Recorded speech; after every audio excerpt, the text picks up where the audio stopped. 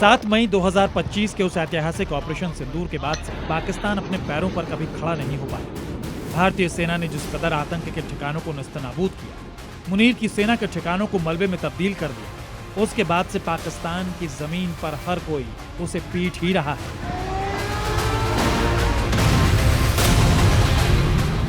हालात ये हैं कि बलूच आर्मी ने पाकिस्तानी सेना की नाक में दम कर रखा है, तो वहीं दूसरी तरफ तालिबान लड़ाकों ने पिछले कई महीनों से जनरल मुनीर की सेना की ऐसी तैसी कर रखी है।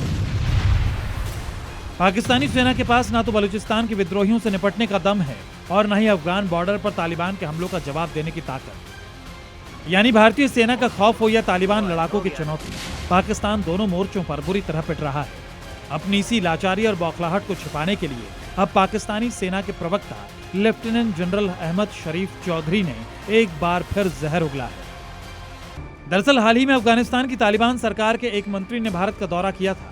इस दौरान उन्होंने एक बहुत बड़ा सच बोलते हुए कहा था कि भारत और अफगानिस्तान के लोगों का डीएनए एक ही है। उन्होंने दोनों देशों के बीच पुराने सांस्कृतिक, ऐतिहासिक और दोस्ताना रिश्तों की जमकर तारीफ की थी। बस फिर क्या था, अफगानिस्तान के इस बयान से पाकिस्तान के हुक्मरानों और फौज के सीने पर सांप लौट गए।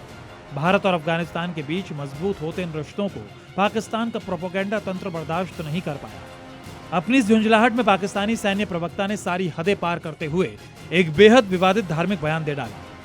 पाकिस्तानी प्रवक्ता ने तालिबान मंत्री के बयान का जवाब देते हुए कुरान की एक आयत का सहारा लिया और कहा कि मुसलमानों को काफिरों यानी गैर मुस्लिमों को अपना दोस्त या रक्षक नहीं बनाना चाहिए। साफ है कि पाकिस्तान अब कूटनीति के मोर्चे पर पूरी तरह हार चुका है और धर्म का कार्ड खेलकर अपनी नाकामियों को छिपाने की बचकानी कोशिश कर रहा है। यह पहली बार नहीं है जब पाकिस्तान ने भारत और हिंदुओं के खिलाफ जहर उगला हो।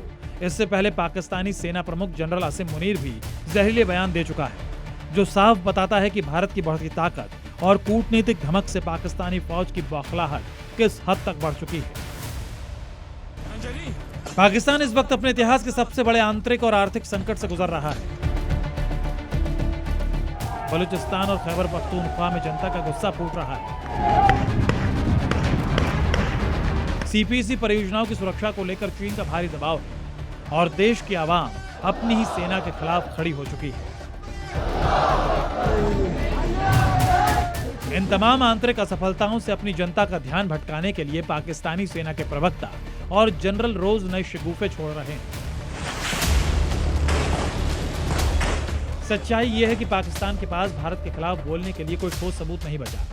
वो सिर्फ ठीकरा दूसरों पर फोड़ने में लगा हुआ है, लेकिन सच छुपता नहीं और पाकिस्तान की बर्बादी अब महज चंद वक्त की बात है। ब्यूरो रिपोर्ट, जी मीडिया।